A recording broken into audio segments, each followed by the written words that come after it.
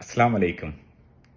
ഈ 2-3 ദിവസമായി പ്രത്യേകിച്ച് മലയാളം സോഷ്യൽ മീഡിയ, പത്രമാധ്യമങ്ങൾ, വാർത്താ ചാനലുകൾ ബ്രേക്കിംഗ് ന്യൂസായിട്ട് വരുന്ന ഒരു ന്യൂസാണ്. ചൈനയിൽ അതിഭീകരവും മാരകവുമായ വൈറസ് വന്നു വിട്ടിരിക്കുന്നു. HMPV virus, human meta pneumo virus.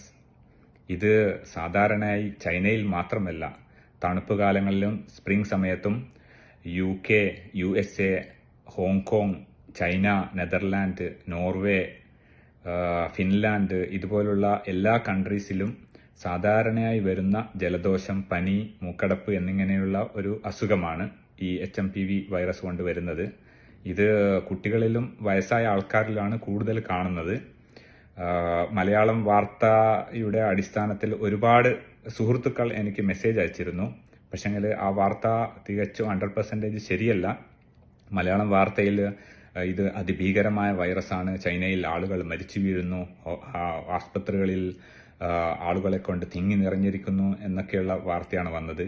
ഞാനിവിടെ ചൈനീസ് സുഹൃത്തുക്കളോട് ചോദിച്ചു ഈ വാർത്തയെപ്പറ്റി. അവർക്കൊന്നും ഇതിനെപ്പറ്റി ഒരു ധാരണയില്ല.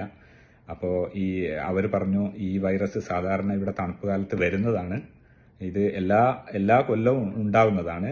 ഇത് കൊറോണ പോലത്തെ അതിമാരകമായ വൈറസും ഒന്നുമല്ല. നമ്മുടെ നാട്ടില് മഴക്കാലത്ത് നമുക്ക് ജലദോഷവും പനിയൊക്കെ വരൂലേ, അതുപോലെയുള്ള ഒരു സാധാരണ അസുഖം മാത്രമാണ്. നമുക്ക് പേടിക്കേണ്ടതില്ല, ജാഗ്രത പുലർത്തിയാൽ മതി. നമ്മുടെ മുഖ്യമന്ത്രിയുടെ വാക്ക് പോലെ ജാഗ്രത പുലർത്തിയാൽ മതി. അത്രേ എനിക്ക് പറയാനുള്ളൂ. Thank you. അസ്സലാമു അലൈക്കും.